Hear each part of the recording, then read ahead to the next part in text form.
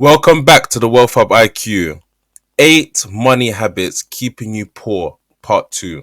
Today I'm going to be talking about the common financial habits that might be keeping you from achieving your financial success in life. By recognizing this as quickly as possible and changing these habits, you can put yourself on a better path to financial stability and growth. Let's dive straight in. Money habit keeping you poor number 1, lifestyle inflation. Lifestyle inflation happens when your spending increases as your income grows as well. Instead of spending more money, do your best to keep your expenses at the same level and save difference. When I say save difference, I mean if you're able to save £50 on your car insurance every year or your car payments every single year or every month, then maintain that £50. As your income increases, you continue to maintain that £50. It stays the same. Or better yet, you're able to actually keep it at an even lower rate. But of course, that will come with experience and training. But to start off by keeping it the exact same. The longer you delay making those nicer lifestyle purchases, the more you'll be able to invest for the future. So 2 common trends of lifestyle inflation. One is keeping up with the Joneses, or always being fashionable, always keeping up with the latest trends that's going on. So for example, a lot of fashion designers always come up with a new season line. So that can be for summer, that can be for autumn, that can be for winter. They're always coming up with new seasons. And as a result, people feel the urge to always maintain a certain season or always be up to date. This is a lifestyle inflation which will continue to get worse and worse if you do not focus and worry about how much you're actually losing in savings now. Another great example is cars. If you finish your car payment and you don't have the mental capability to keep that car while you're saving for something specifically, then you may not actually be able to have a successful life that you really want. These are some of the difficult, troubling decisions you have to make. If you can afford it, go for it. If you need to save for that bigger goal or for your future, start seeing where you can cut back on now. Now understand, we all want nice things, but constantly upgrading with every raise you get in life through your 9 to 5 can derail you from your financial goals. This refers back to another video I did about the golden handcuffs, where the brighter the golden handcuffs look, the tighter it becomes, meaning that 9 to 5 corporation are actually able to keep you almost enslaved to the 9 to 5 trap, because they offer you a higher salary, a higher reward, and your expenses continue to grow. And as your expenses continue to grow, you start to feel like you can afford more, when really you can't. Your saving gets worse and your expenses get higher. So the benefit of saving and investing that extra income as your salary continues to increase is you have, number 1, more money for investment, which is probably the most important thing. You have more money to invest your money. You have more money for an emergency fund or a rainy day fund. You have more money overall for you to spend. And as you have more money, you have more money in order to do the things you would like to do, whether that be, I want to make a specific mention here. Opportunities come by all the time, but you need to sometimes be in a position where you can actually maximize on that opportunity. For example, if someone comes to you and says they're willing to give you a rent to rent or an Airbnb deal, but you don't have the capital, you don't have the money to pursue it, that's an opportunity wasted because you was not prepared. So being prepared financially is very important in life, because opportunities come by all the time. You know, here at Wealth Hub IQ, we offer practical advice. So one of the first actionable advices that I'm going to say is, as basic as it is, as much as I've said it a million times, I'll continue to say it 1,000,001 times. Create a budget and track your spending. Identify areas where you can cut back and allocate that money towards savings and investments. And another actionable advice is, before making a major purchase, you need to ask yourself, do I need this or do I just want this? And consider waiting a set period, for example 30 days, before buying it to see if that desire is still there or it fades away. Second money habit keeping you poor, not tracking your expenses. You might be surprised with how many people don't track their spending. This is just like driving a car without a dashboard speedometer. Tracking your expenses shows you exactly where your money goes, once you see it. You can identify areas to cut back and free up more cash to save and invest. If you're not doing this already, you need to start right now. Tracking your spending acts like a financial check engine light, showing you what's wrong and what you need to do to fix that engine light that's just come up, if we're using the metaphor of the driving analogy. So for me, being able to track my own expenses it meant that I've been able to buy certain things and use my money for certain things and look back and realize that, hold on, that actually wasn't a smart financial decision. And then going forward, I've made the rectification so that I do not make that same mistake again. So in life, looking back on what you've previously done and using that information to better your future is always the best teacher in life. You can use apps and spreadsheets for tracking expenses now. So all of this is automated. You can even do it online. You don't need to necessarily pull out a pen and paper. A lot of online banking apps allow you to download your bank statement, or they even have certain budgeting apps within their bank statement. And the impact of knowing where every single penny goes allows you to unlock a certain level of growth within yourself. Financially, you're able to grow at a faster pace because now you're able to understand exactly where every single penny is going. You can't manage what you don't measure. It's as simple as that. Without tracking expenses, you won't know where your money's going. Those small daily expenses can add up significantly. My advice is choose a method that works for you, whether that be a specific app that you like using, or spreadsheets, or even a simple notebook, pen and paper, whatever works for you, and start tracking your expenses for 1 month.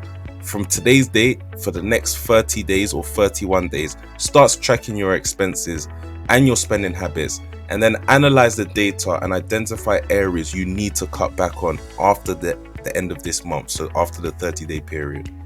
Number 3, borrowing the maximum that you can afford. Just because the bank approves you for a huge loan doesn't mean you can necessarily afford it. There's a big difference between what you qualify for and what's truly affordable. Don't fall into the trap of overspending simply because you have the credit. Remember, debt can hold you back from your financial goals. I want to highlight here the danger of overextending yourself financially. Sometimes when you over leverage yourself or you take out too much on credit, you realize that you're finding it either hard to pay it back, or number 2, because of how life plans out sometimes, unexpected events can happen, meaning that certain people could lose jobs, certain people could have family issues, certain people could just have anything that pops up in life, meaning that financially they cannot actually afford, or they cannot keep up the payments. As a result, they've over leveraged, they've taken out too much credit, which now they have to forfeit, which is going to affect them. So over leveraging can be a bad thing.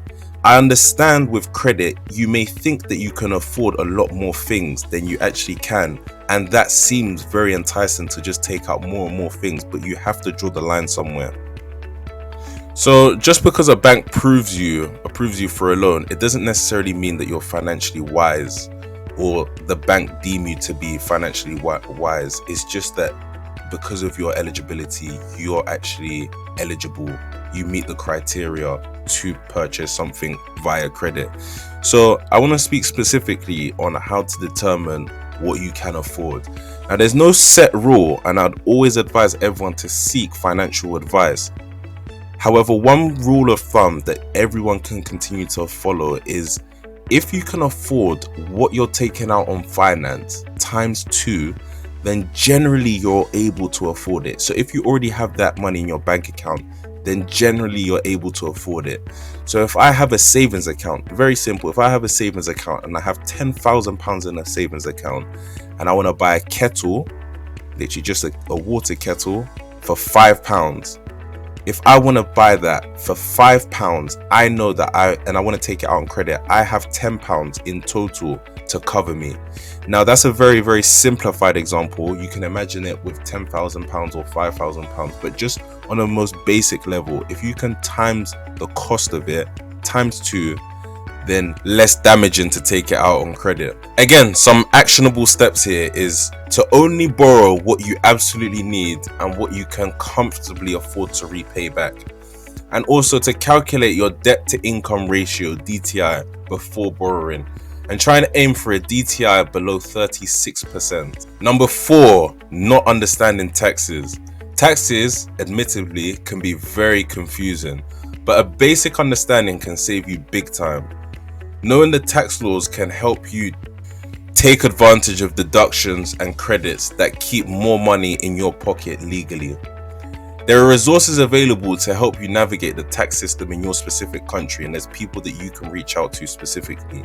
Don't be afraid to use them because they're there for your use. So I want to speak specifically on the examples of tax saving strategies. So one strategy you can use for tax saving is actually reaching out to an accountant and finding out the tax advantages which are available to you through that legal professional, through that accountant, that qualified accountant. Another example you could do is you could actually learn very basic bookkeeping, very basic accounting practices and principles. This way you're able to familiarize yourself with certain tax implications and tax initiatives and tax strategies yourself. Be warned, there's a lot of information to go through, so I would still advise you to go and speak to a legal professional, but there is no harm in doing research yourself. Number 5 is ignoring a retirement account. Retirement might seem far off right now, but trust me, it does sneak up in the fast lane. Luckily, the government offers tax benefits for savings for retirement through lifetime ISAs and company pensions, where employers will match a certain contribution. This is free money, guys, so you're missing out if you do not add towards it or you do not contribute towards it. Within this as well, you also get to explore the power of compounding. Now, I've already made a video about this, but with the power of compounding, you're able to see your money grow and stack on top of each other. Regardless of when you actually want to retire, whether that's at the country you're in statutory age for retirement or you want to do it before, I would say as your income continues to grow, your contribution limits should also continue to grow as well. Now, be aware that there are certain contribution limits that you can put in place, but you should do your research here. But as your income continues to grow, so should your contribution amounts continue to grow. That way you're making the most of the free money, number 1, and you're one step closer to earning that millionaire status. 6th money habit keeping you poor: not having more than one source of income. Let me tell you something. Let me tell you a secret, in fact. The rich don't just rely on just one paycheck. And in fact, 65% of millionaires have 3 or more sources of income. So diversifying your income streams can significantly help you build wealth. This could be a side hustle, a rental property, or even an online business. The extra income can help you build wealth faster and safeguard yourself from financial shocks and the uncertainty of life. So an example of a side hustle could be you work as a nurse, or you work as a doctor, or you work in a 9-to-5 office. However, you play the guitar on the side. So you could start recording yourself playing the guitar, or you could start to develop tutorials on how to play the guitar, or that could even be a piano. Another side hustle could be, you always have time on the weekend for yourself. So you want to start, and you live in a hot place, for example, and you want to start a dog walking company. You realize that there's a lot of dogs in your area. You want to start dog walking. That is another example of a side hustle. Try and look at the things that you have a passion for and dig deeper into that and see where you can find a hole in the process or a gap in the process for where you'll be able to answer someone's question. Relying on one paycheck can leave you vulnerable to job loss and economic downturns. We've all seen so many of the large conglomerate companies have restructuring and they get rid of a whole division within their company. If that is your sole source of income, you are in big trouble. So you need to focus on expanding the number of sources of income you have, so that even if that was to happen, you still won't have your back against the wall, because that's not your sole source of income, but you can still continue to make money in other ways. One thing I'll definitely say is explore your options. Freelance work is a fantastic idea. So if you're already in a 9-to-5, and you're already doing very well in your 9 to 5 and you like what you're doing, then you could actually offer your services on a lot of freelance websites. Additionally, you could create an online business, or you can even rent out a spare room or invest in an income generating asset. The idea here is to start with something you like or you have a passion for, and start off small and watch it grow slowly. Don't have the vision where I'm going to come in, it's going to be massive right from the beginning. No, start small and see it grow. And as it continues to grow, you'll realize that the passion continues to grow with it once the money starts to fall in. Number 7, being too cheap in the wrong areas. Sometimes buying cheap ends up costing you more in the long run. And I'm sure we've all heard of this before. Think about the boots theory. Buying a high quality item that lasts versus buying something cheap that you consistently have to replace on a frequent basis. Invest in quality items that will stand the test of time. So the benefits of investing in quality shows that your return on investment will always be higher than if you go and invest in something just for the sake of, or just because it was convenient at the time, or you didn't do research. Ties in with also research as well. Doing your due diligence and your research in whatever investment vehicle you're investing in is so important, and it goes back to the boot theory. I remember being in school and I had to buy loafers school shoes every single term of the academic year, whereas the next year I bought one pair of kickers. If anyone remembers this, I bought one pair of kickers and they lasted the entire academic year and a bit after that as well. So just by that one big purchase, I was able to eradicate and eliminate all of these small little purchases in between, which actually add up to far bigger than what the big purchase would be anyway. So if you cultivate the mindset of focusing on value and not price, you'll realize that the way you look at things starts to change. So research products before you buy it, and try and look for brands known for durability, and consider customer reviews as well. You should also factor in the total cost of ownership throughout the entire duration of you owning that product, including potential maintenance and repairs, and not just the upfront price. Number 8, not having a plan. If I was to ask you, where do you want to be in 5 years from now? Or where do you want to be in 10 years from now? Do you know where you're headed to financially? Take some time to figure out your goals. How much money do you really need to live comfortably? And how much money do you need to live for that lifestyle that you've always aspired to have? What kind of lifestyle do you envision for yourself? You'll quickly realize that most people don't actually need $1 million to be happy. Having a plan will keep you focused and motivated on your financial journey. So start taking actionable steps. Create a financial plan from today. And in that financial plan, list out all of the specific goals. Be as realistic with each goal as possible. Highlight the importance of each goal and what each goal will do towards you becoming one step closer to your financial goal. Without a plan, it's easy to start wandering financially. Having goals and a specific roadmap keeps you motivated and focused on achieving your financial dreams. Set SMART, which is specific, measurable, achievable, realistic, and time-sensitive financial goals. By changing these habits, you can improve your financial health and build a more secure future for yourself. Start today by taking small steps towards better financial habits. Thanks for watching, and don't forget to like, subscribe, and share this video for more financial tips.